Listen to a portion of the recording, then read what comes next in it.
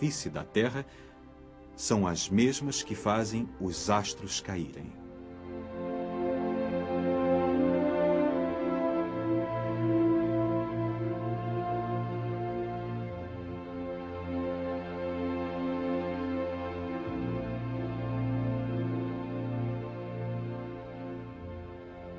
Galileu descobriu a lei da queda dos corpos. Galileu estava diante da noção da velocidade e da aceleração. E todo o desafio do século XVII estava em pensar o que era uma força. E essa mesma força faria com que os planetas girassem em volta da Terra e que um corpo caísse ao chão. Quem era Galileu? Um óptico. Acredita-se que ele tenha construído a primeira luneta astronômica. Um astrônomo. Ele descobriu as manchas solares e os satélites de Júpiter graças à luneta. Um físico e um mecanicista.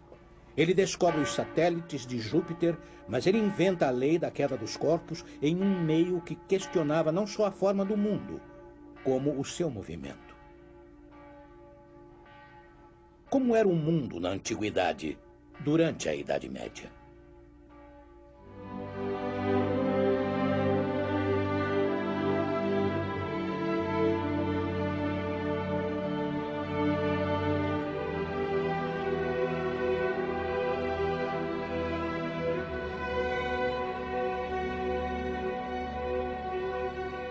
Ele era dominado pelo modelo de Ptolomeu, primeiro século a.C. Segundo o modelo ptolemaico, a Terra era o centro do universo. Ela é esférica, sim. O problema da forma do planeta estava resolvido, e em volta da Terra circulavam o Sol e os planetas. Tornando-se cada vez mais complicado, esse modelo foi trazendo cada vez mais dúvidas e sustentava-se cada vez menos quando surgiu Copérnico. E Copérnico colocou o Sol no centro do mundo e fez o mundo girar em volta do Sol. O mundo de Ptolomeu é geocêntrico, com a Terra no centro. E o modelo de Copérnico é heliocêntrico, com o Sol no centro.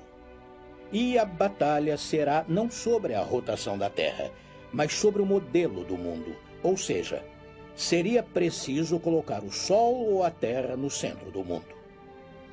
E Galileu compartilhava totalmente do modelo de Copérnico. Portanto, o que está em jogo neste caso é a ideia que se tem do mundo.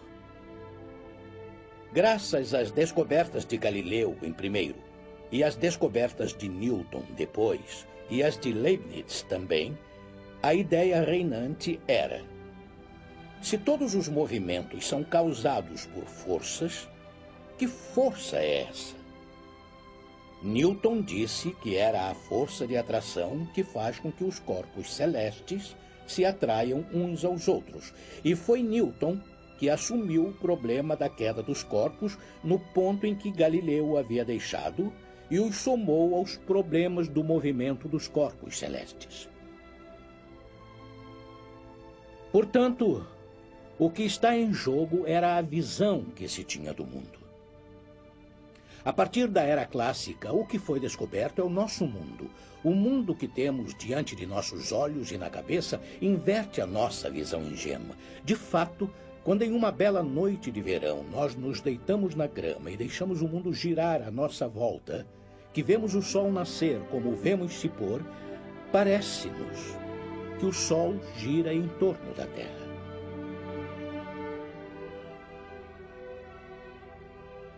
Mas a verdadeira descoberta que ocorreu na época foi a inversão desta visão ingênua e a descoberta de uma teoria que vê o mundo ao contrário. Aliás, a palavra teoria em grego quer dizer ver. Tem-se a impressão de que a descoberta do mundo foi a do mundo ao contrário.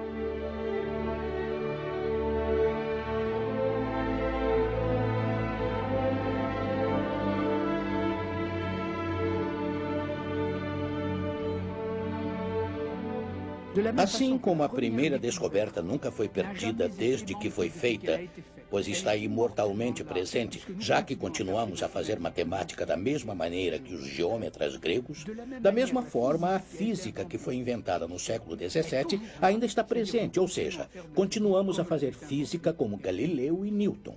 É por isso que nós as consideramos descobertas originais. A vida, o que é vivo, dá lugar a grandes viagens e grandes descobertas. Se pensarmos na viagem dos naturalistas, que andam por todo o planeta à procura da fauna, da flora e das diversas espécies existentes e disseminadas pelo mundo. Aliás, esses viajantes estão sempre acompanhados de seus desenhistas, que, de certo modo, mapeiam o mundo dos vivos. Eles coletam o perfil dos pássaros, a forma das cobras, a fascinante complicação das plantas, das frutas e das flores. Nesse momento, o desenho acompanha a descoberta. Não existe ciência do ser vivo sem a anatomia. A anatomia data da mais alta antiguidade, começando pela dissecação das múmias e por Hipócrates. Aos poucos, ela foi melhorando até chegar às chapas, aos desenhos de anatomia.